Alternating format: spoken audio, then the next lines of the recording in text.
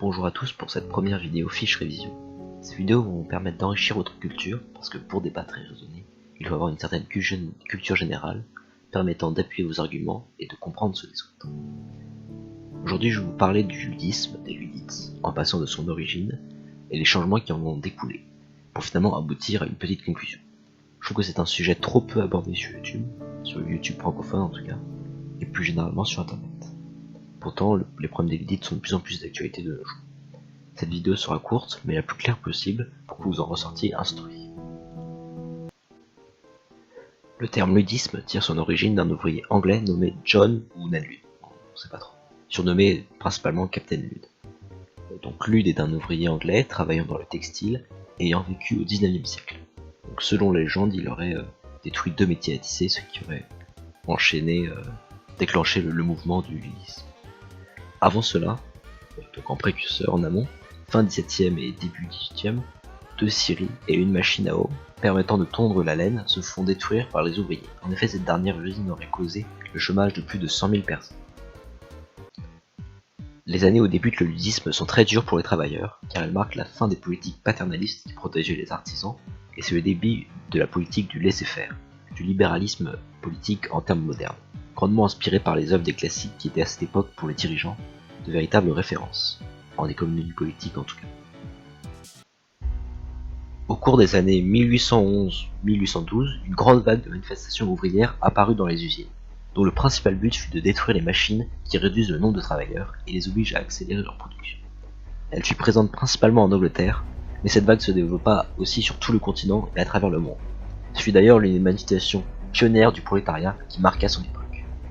Les ludistes, aussi appelés ludites, se font briseurs de machines et luttent contre la mécanisation et l'industrialisation de leur profession. Les principaux métiers des ludites sont les tondeurs de drap, les tisserands sur coton et les tricoteurs de métier. C'est les 3 métiers principaux, parce que c'était ceux qui étaient les plus menacés par l'industrialisation. Ils menaçaient les dirigeants d'usines pour que ces derniers améliorent leurs conditions de vie, qui à cette époque étaient déplorables. Ils se rebellent contre les machines, non pas seulement pour des raisons d'emploi, mais aussi pour des raisons de danger physique. En effet, du fait que les machines ne fonctionnant pas toutes seules et qu'elles doivent coopérer avec un autre humain, les blessures sont courantes, d'autant plus chez les enfants, qui étaient généralement employés pour ramasser les fils sous les machines en marche. Il faut préciser que tout ceci émerge après la révolution industrielle, et le concept d'usine et d'ouvrier ne venait que d'apparaître. Aucune règle n'avait alors été mise en place. Les ludistes, ou ludites, auront bien essayé de faire adopter des lois au Parlement qui auraient permis de protéger leur métier. Malheureusement, cela n'a abouti à rien. Il y a tout de même eu des changements de la part des patrons, en effet les salaires ont augmenté et leurs conditions dans les usines se sont quelque peu améliorées, bien que les 3 métiers vont totalement disparaître fin année 1820. Ces révoltes ont inspiré d'autres mouvements d'artisans, que ce soit les émeutes d'ouvriers agricoles en 1830, dit Swing Revolts, désolé pour mon accent, ou encore les révoltes d'ouvriers au 19e siècle, et même au 21e siècle avec l'arrivée des ordinateurs, et surtout du logiciel Excel qui causa énormément de chômage et de grève dans les métiers de bureau. Le terme néoludisme est désormais péjoratif et il est généralement utilisé pour décrire des personnes rejetant les nouvelles technologies. Malheureusement, maintenant les machines sont de plus en plus présentes et il est difficile de trouver un emploi qui ne pourrait pas se faire remplacer par des gens d'intelligence artificielle dans le futur.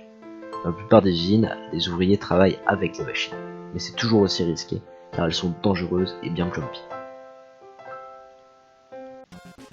Alors généralement, parce que les fiches comme ça de révision de culture, c'est jamais aussi suffisant qu'un livre. Généralement, à la fin de ces vidéos, je conseillerais de lire un livre.